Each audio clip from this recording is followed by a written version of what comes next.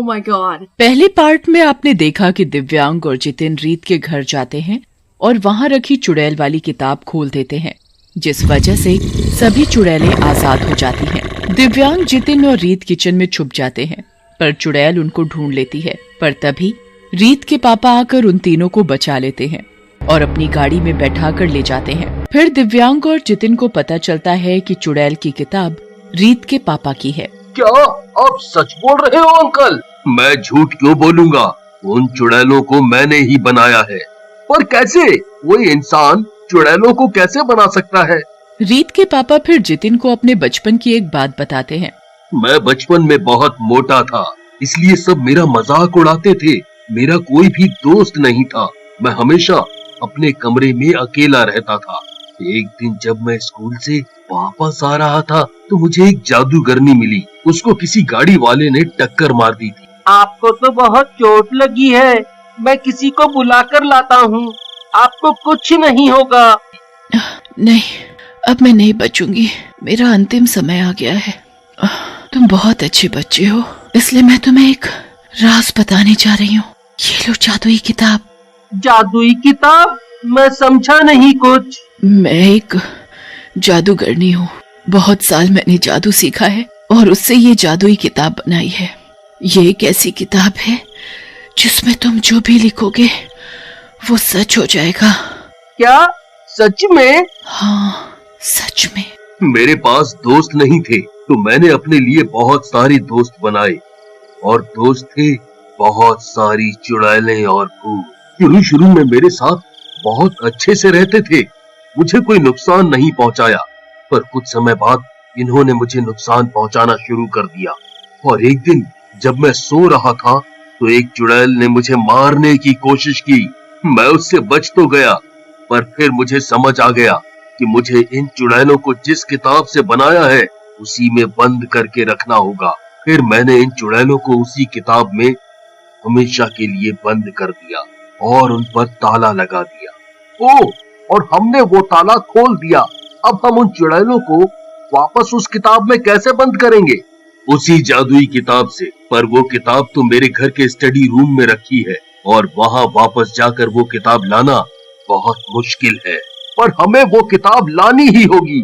तभी अचानक कॉलेज से जितिन की माँ का फोन आता है। जितिन, बेटा तुम कहाँ हो? क्या हुआ माँ? आप इतनी घबराई हुई क्यों हो?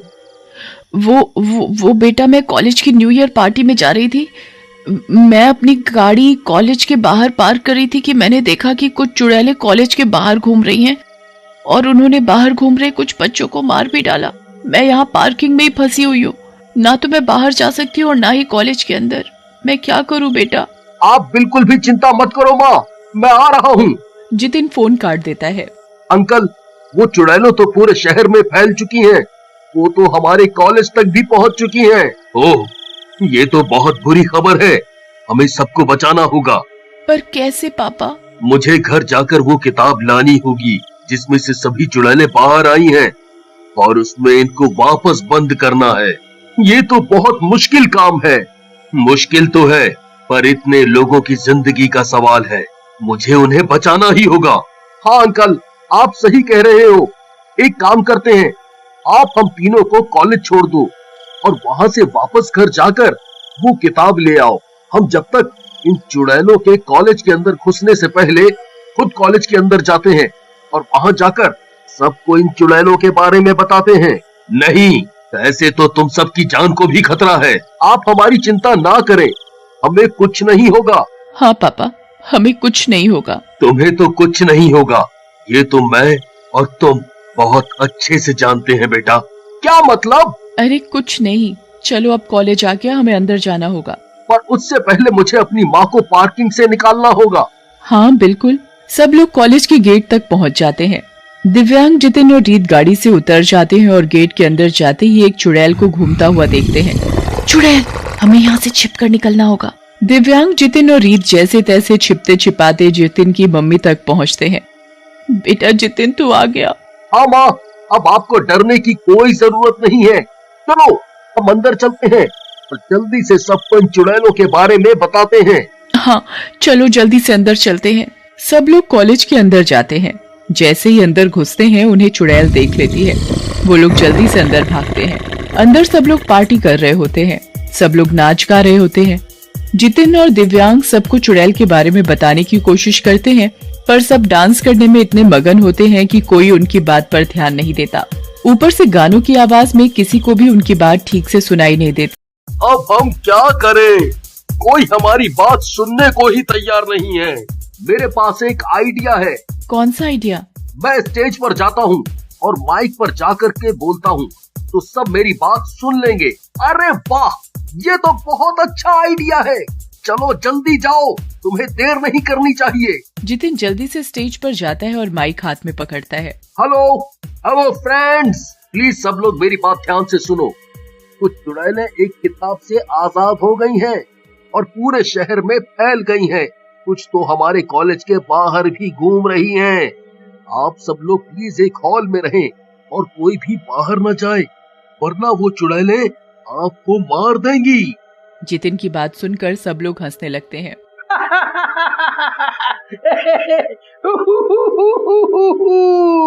ये क्या मजाक है जितिन? आज न्यू ईयर है, कोई अप्रैल फूल नहीं। सब लोग जितिन पर हंसने लगते हैं।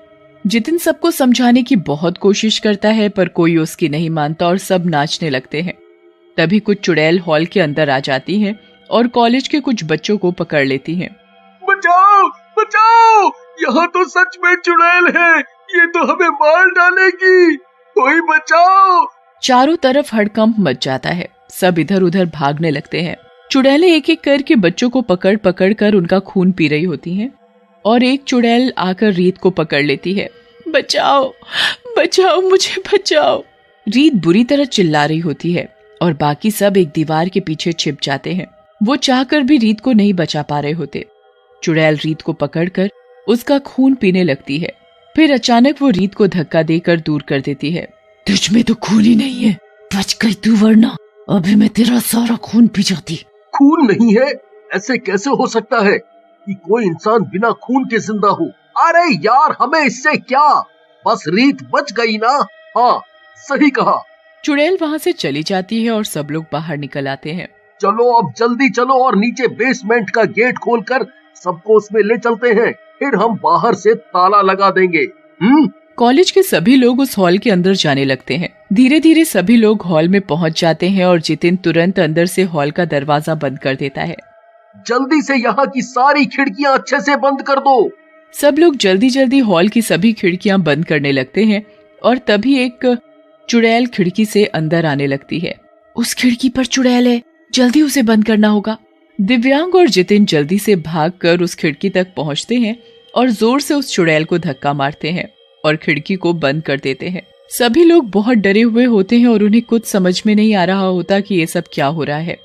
चुड़ैल जोर जोर से खिड़कियों को पीट रही होती है और अंदर आने की कोशिश कर रही होती है। ऐसे तो ये कांच तोड़कर अंदर आ जाएगी, कोई नहीं बचेगा, आज कोई नहीं बचेगा। हे भगवान, पापा कहाँ रह गए? वो कब उस किताब को लेकर आएंगे? तभी रीत के पापा एक खिड़की पर दिखाई देते हैं। जल्दी ये खिड़की खोलो, जल्दी जल्दी करो, मुझे जल्दी से इसमें सभी चुड़ैलों को बंद करना होगा। तभी अचानक कांच टूटने की आवाज आती है और एक के बाद एक कांच टूटता है और सारी चुड़ैलें अंदर आ जाती हैं और चारों तरफ सब चिल्लाने लगते हैं। चुड़ैलें चारों तरफ फैल गई हैं।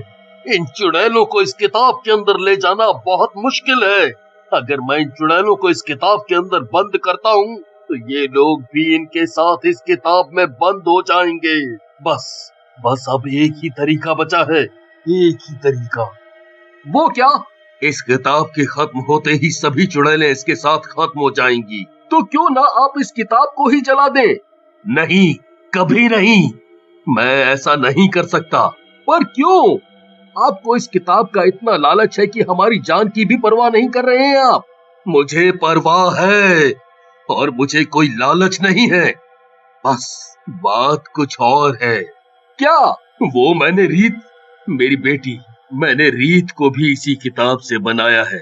मैंने कभी शादी नहीं की और बस इसलिए एक प्यारी सी बेटी इस किताब से बना ली। और अगर मैं ये किताब नष्ट करता हूँ तो रीत भी उस किताब के खत्म होते ही खुद ब खुद खत्म हो जाएगी।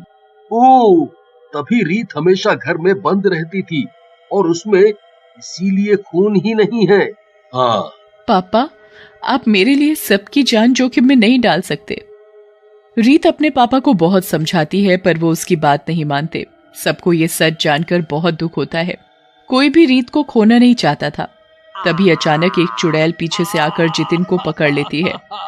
जितिन को बचाओ पापा, जला दो इस किताब को। कोई रीत की नहीं सुनता और रीत खुद उस किताब को आग लगा देती है। किताब में आग लगते ही सारी चुड़ैलें एक एक करके उस किताब में जाकर जलने लगती हैं और कुछ ही पलों में सभी चुड़ैलें किताब में जल जाती हैं। रीत भी उस किताब में जलने ही वाली होती है और तभी जितिन अपने हाथ से आग बुझा देता है। किताब का आखिरी पन्ना जलने से बच जाता है, जिसके साथ ही रीत भी उस किताब में जलने से बच जाती है।